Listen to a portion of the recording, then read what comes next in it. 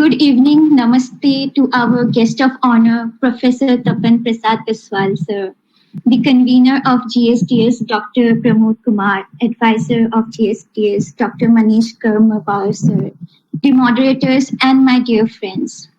I am Vaibhavi Medhi from Guwahati, Assam, and recently मैंने अपनी graduation जैसे कि मेरे friend ने अभी बताया, I have completed my undergraduation from Zakir Hussain Delhi College, University of Delhi. And फिलहाल मैं कई entrance परीक्षाओं के लिए तैयारी कर रही हूँ अपने आगे की पढ़ाई करने के लिए. So before I start with the presentation on Quad, a regional grouping or security alliance, first I will give an overview regarding the evolution of India's foreign policy. Then we will move forward and we will see how was Quad initially established and the re-emergence of Quad. Then we will come to the question to the main contesting part of the whole Quad. That is Quad the future NATO? And then we will go to the discuss and try to evaluate the purpose of Quad. With that, we will be ending with looking at India, Quad, and the future, which will be based on my personal views. So without any delays, let's start the presentation. So coming to the first topic of it, evolution of India's foreign policy.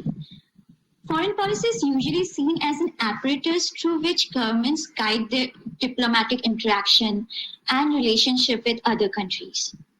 By observing a particular country's foreign policy, one can automatically identify the values and goals that country is aligned to. If we talk about India's foreign policy in the contemporary times, it has seen a dramatic evolution since 1947. And for simple understanding, I have divided India's foreign policy into three different phases. So the first phase is from 1947 to 62, where our foreign policy was based on idealism, which mainly focused on building ties with other countries on the basis of ethics and morals. Second stage is from 1962 to 1991. And be also be termed as the decade of realism and recovery, which was mainly based on national interest. It saw its zenith during the 1971 Indo-Pak War and the liberation of Bangladesh. From 1991 to the present day, we see the phase of economic pragmatism plus realism in the India's foreign policy. By the term pragmatism, we mean being practical in terms of approaches we choose. One of the classic example of this strategy is the China-India trade relations, where despite having a difficult relationship, we still have enormous trade relations. With this pragmatic approach, India is trying to have relations with all the countries. What is India trying to achieve by entering into multiple alignments? Through multiple alignments, India's foreign policy is trying to create a balance and seek cooperation where her interests are fulfilled. If India is part of BRICS today, it is also part of G20 and simultaneously part of Quad as well. What earlier meant no alignments during Cold War now implies multiple alignments with various stakeholders. And hence, after having a clear picture about India's foreign policy, we can now move to the idea of Quad and its role and India's future in this grouping. So, what is Quad and how was it initially established? Quad comprises of Japan, Australia, USA, and India, as you guys will be definitely knowing. It was initially established as a crisis management group in 2004. An earthquake in an Indonesian island coast of the Indian Ocean region triggered a tsunami which killed around 225,000 people and affected many nearby countries, mainly Indonesia, Sri Lanka, India, Maldives, and Thailand. These four countries for the first time came together to form a team and call it a tsunami core team. Through this setup, they tried to address the humanitarian crisis. Soon after the purpose was fulfilled, the group got diluted. In 2007, the Prime Minister of Japan, Shinzo Abe, wanted to establish something based on enhancement of a more value-based cooperation. In his official visit to India,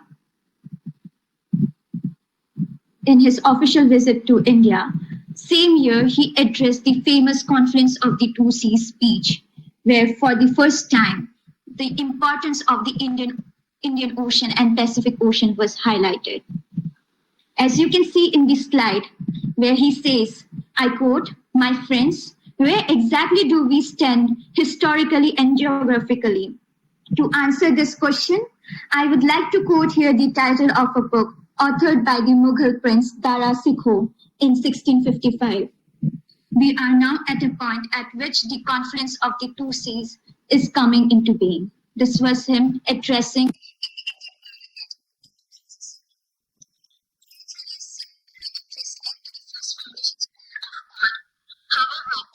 initiative didn't last for a long time, as both Australia and India were hesitant about Beijing's reaction to this initiative. So for the next 10 years, the Quad remained dormant and no multilateral cooperation regarding this took place until 2017. However, during this time period of 10 years, the ties among the four countries enhanced at their own bilateral levels. In 2014, India and Australia signed a major agreement, the Framework of Security and Civil Nuclear Cooperation with Japan in 2017. Quad's importance was on the spotlight even more after the Trump administration renamed their US Pacific Command from Asia Pacific to Indo-Pacific. Over the years, China's changing foreign policy, instability in the Indo-Pacific region, and growing convergence between the countries eventually caused the countries to make amendments in their strategic thinking, hence again resulting in the re-establishment of Quad. So this leads to the main question of this whole presentation. Is Quad the future NATO? By looking at how Quad was established, one can clearly say that it was the shared interest that the four countries had with each other that brought them together on the first instance. India and Australia initially were not comfortable to be part of the Quad, as that might have hindered their relations with China, so that it doesn't look like a nation-targeted alliance. Moreover, in 2017, the demand for re-establishment of Quad re-emerged, but concluding that it was solely because of China will be an incorrect statement to make. We can here say that Beijing's evolved foreign policy provided a catalyst to the reawakening of Quad from its dormant state. However, there are many experts who view Quad as a security alliance and view it as the future Asian NATO. So this brings us to the question of what is the need for to discuss this whole thing, which deliberates on the question of the future that revolves around Quad. So let's start with the main topic of this discussion. By looking at how Quad was established, one can clearly say that it was the shared interest that the four countries had with each other that brought them together on the first instance. India and Australia initially were not comfortable, as I mentioned, to be part of Quad, and that might have also create a kind of contestation, sort of a hindrance with the relation with China they had at that point of time, so that it doesn't look like a nation-targeted alliance. Moreover, in 2017, the demand for re-establishment of Quad re-emerged, but concluding that again it's a solely China-targeted, solely China-based grouping will be a wrong statement to make here. We can here say that Beijing's evolved foreign policy provided a catalyst to the reawakening of Quad from its dormant state. However, there are many experts who view Quad as a security alliance and view it as the future Asian NATO. So this brings us to the question of what is the need for a regional grouping and how is it different from a security alliance? So when there is a direct involvement of two states fighting against each other, one can still define the whole scenario under international conflict. But when there are conflicts that do not involve direct state-to-state fighting, these also have equal levels of threat to international peace and security. Keeping in mind how globalized the world is becoming day by day, where sovereign borders are losing its significance, a conflict that seems to be one country's internal matter could become an international issue due to the growing interconnectedness between the countries. So regional groupings, which include various stakeholders and are perceived to be more legitimate and credible, and they kind of they have this shared responsibility, and this shared responsibility that it inherits in the multilateral negotiation, it distributes the burden among the countries. Furthermore, multilateral platforms provide a platform. Multilateral forums provides a platform for various perspectives, allowing for a comprehensive understanding of conflicts that are the main causes and complexities of the whole issue. This hence creates an atmosphere of understanding which mostly results in formation of sustainable solution.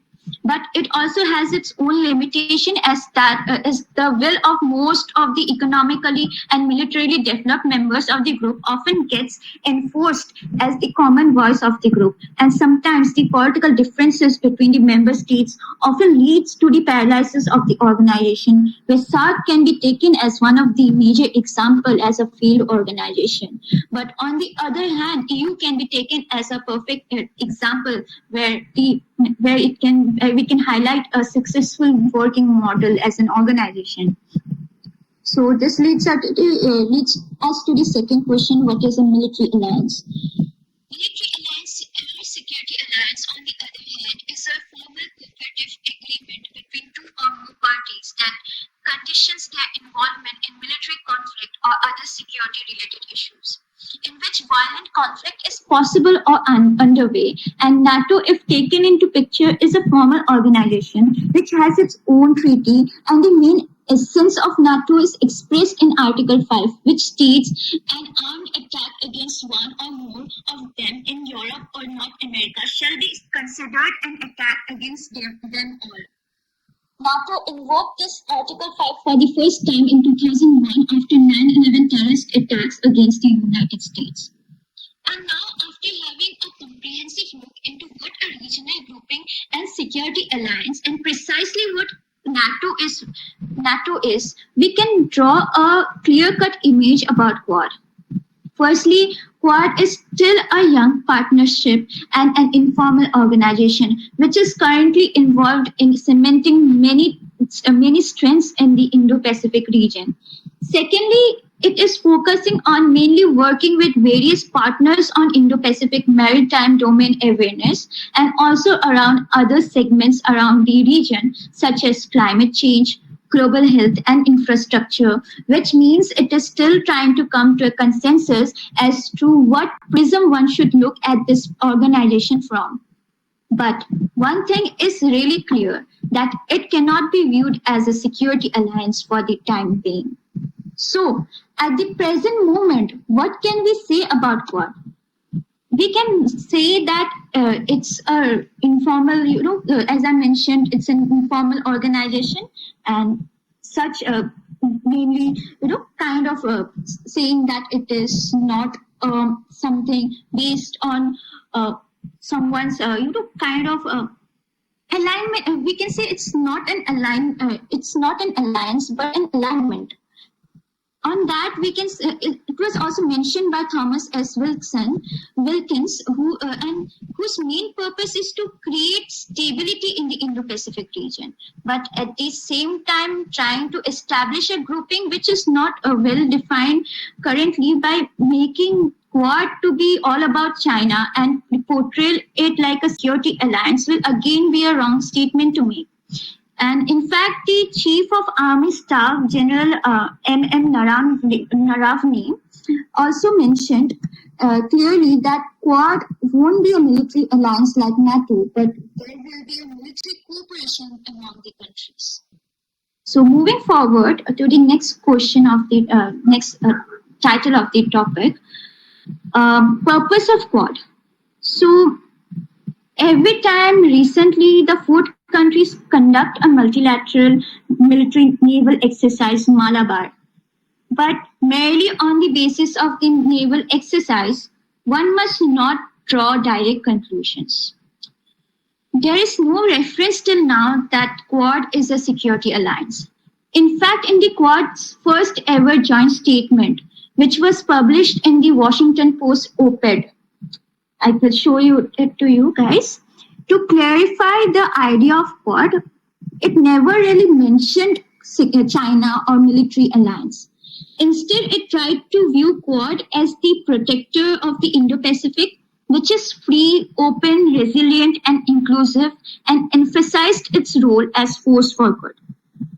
When we talk about peace and stability in Indo-Pacific region, of course, the first thing that comes in mind is the military threat China poses in the region, as evidenced by its proactive pursuits in the territorial claims in South China Sea and East China Sea.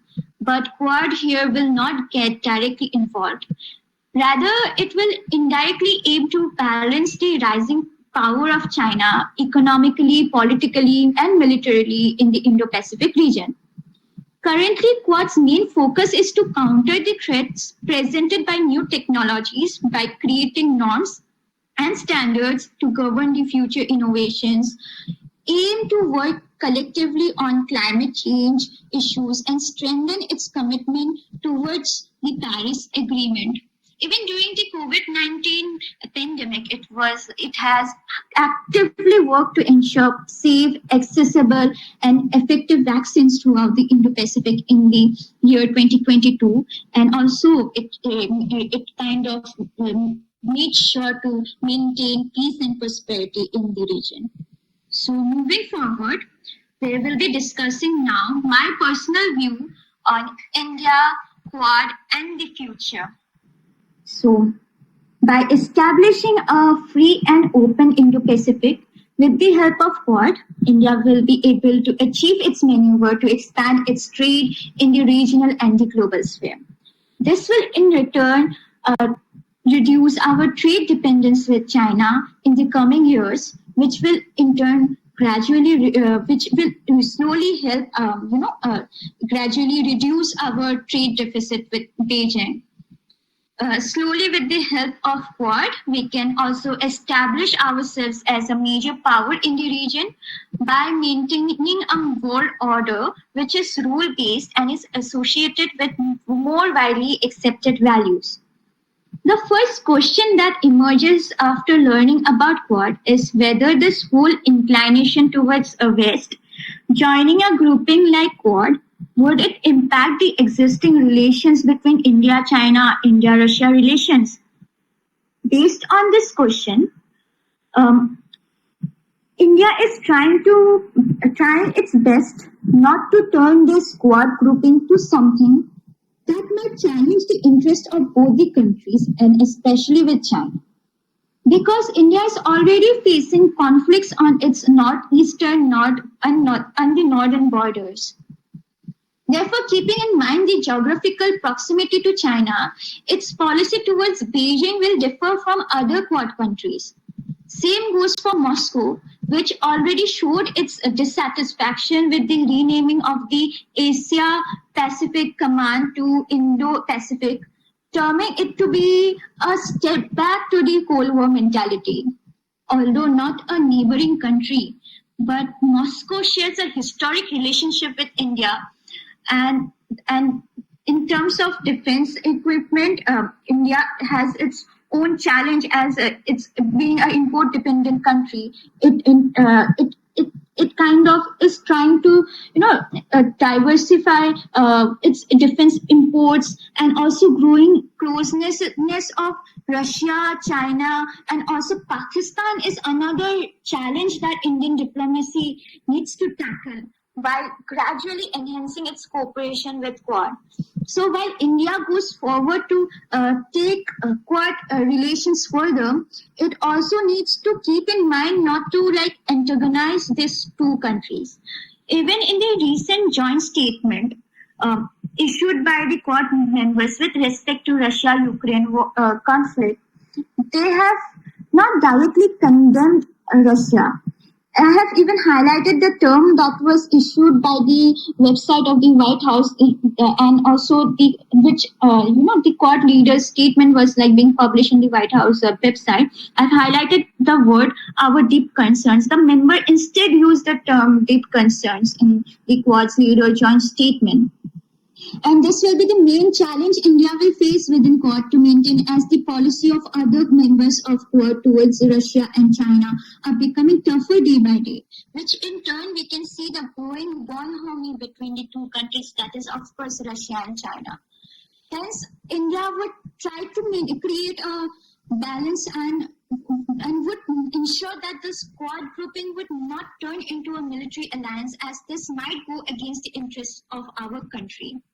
We need to understand the fact that it is not a policy directed against China, but rather a policy created for specific reason in which China is tangled in a way.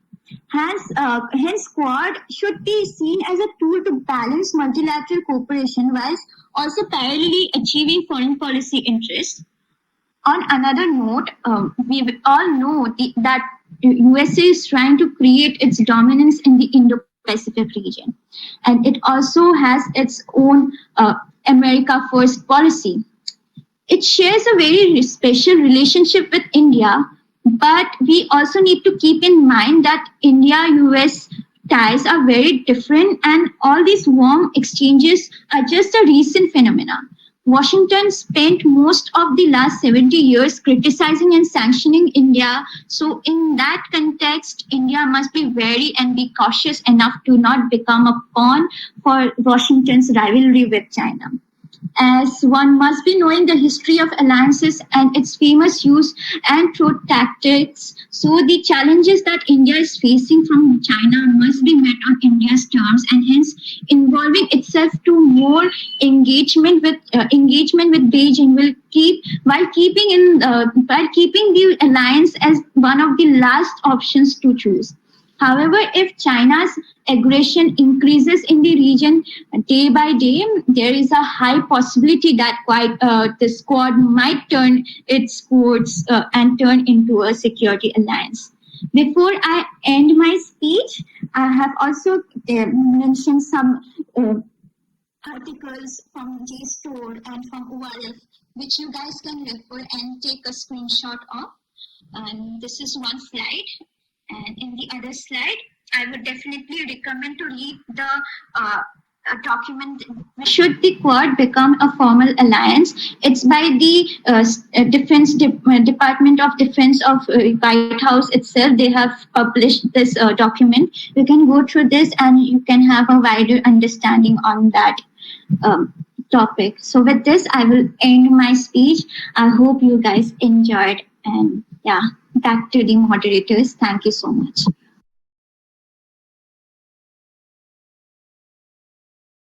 So that was a great talk, Vaibhavi, and you have pretty much delivered everything that we needed to, and especially your PPT was really nice. So we are moving ahead towards some of the queries which are being thrown upon by some of our listeners. So we would be seeing them first, right? So the first question that is being asked, that is by Smita. She's asking, seeing such USA's diplomacy, how does India balance its interest in Indo-Pacific region? As I already mentioned in the last part of my presentation, that US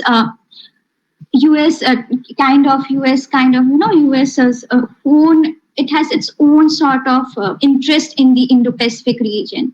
So here comes the major challenge India needs to see and tackle, because obviously India is trying to gain its India is trying to do its best to not enter in the alliance system of Indo-Pacific, because what US is trying to do is like send some sort of a fillers to the South Asian region to join alliances. But here, the major task of India would be not to join any sort of alliances, because that will in turn hinder India's point of view and also its coming, maneuver it wants to do in the Indo-Pacific region. So that is the main thing India will see as a challenge in the Indo-Pacific region. And US, as I also mentioned, India has to be very careful because Washington's move towards Asia Pacific is mainly to tackle the whole China question, and India cannot directly go forefront and have this kind of a clash sort of a thing with China, because firstly it's our neighbor, and that will also hinder our neighborhood first policy. So keeping that in mind, I hope you have answered well. One more question that is from Salman, and he's asking, Quad has too many items on its agenda, and with the announcement of AUKUS faces the danger of becoming a talk show. What are your views on this? So yeah, I was expecting this question because, of course, whenever we talk about Quad, AUKUS is the main talk show that comes side by side with Quad. Yes, of course. Firstly, what is AUKUS? AUKUS is a trilateral security partnership between USA, UK, and Australia. So what happened is, like, USA is sharing its nuclear propulsion technology with Australia. Okay, and earlier as well, USA had shared this whole nuclear propulsion technology, submarine, to be precise, nuclear submarine propulsion technology with UK during decades ago, while there was a confrontation with the Soviet Union. So this is a whole of it's a kind of precursor. We can say AUKUS to be somewhat a precursor of a security alliance, but it is not a security alliance. It's more of it's kind of throwing sort of a cautious statement, cautious kind of a phrase to the we are there, kind of a warning signal to the Chinese aggression and the whole the elements that are causing instability in the Indo-Pacific region. That also includes North Korea's activities there. So it is a kind of a trilateral security partnership. But when it comes to Quad has its own diverse set of many areas that is going it's trying to cover up. So it's not like security cooperation by joining Malabar and doing Malabar exercise. It's also about dealing with issues like climate change. All right, and also the health issues and health sector, and also it's doing this whole COVID-19 thing that we have seen, the vaccine diplomacy. So it is involved in various areas. So I guess that kind of I think Salman has got as a multilateral issues on its dice, and the AUKUS is a security alliance per se. So okay, one last question, Vaibhavi. How was your experience with the Graduate Scholar Talk series? What was that? Amazing, being a undergraduate student and who has just graduated from college. It is kind of a dream come true sort of an experience, because it's not every day you get to get a platform to present your views. So it was a very great learning experience for me as well, because while going through the whole topic of Quad and this whole debate that is surrounding whether it's a regional grouping or a security alliance, I myself learned a lot of things in the whole in the whole research whatever I have done. So yeah, thank you so much for providing such an amazing platform. It was really a great experience for me as well. Thank you so much, Vaibhavi. Thank you so much.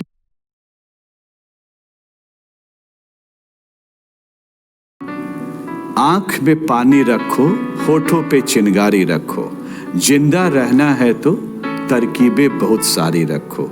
राह के पत्थर से बढ़कर कुछ नहीं है मंजिलें, रास्ते आवाज देते हैं, सफर जारी रखो। एक ही नदी के हैं ये दो किनारे दोस्तों, दोस्ताना जिंदगी से मौत से यारी रखो। आते जाते पल ये कहते हैं हमारे कान में, कूच का ऐलान होने को है, तैयारी जारी रखो। ये जरूरी है कि आंखों का भरम कायम रहे, नींद रखो या ना रखो, ख्वाब जारी रखो।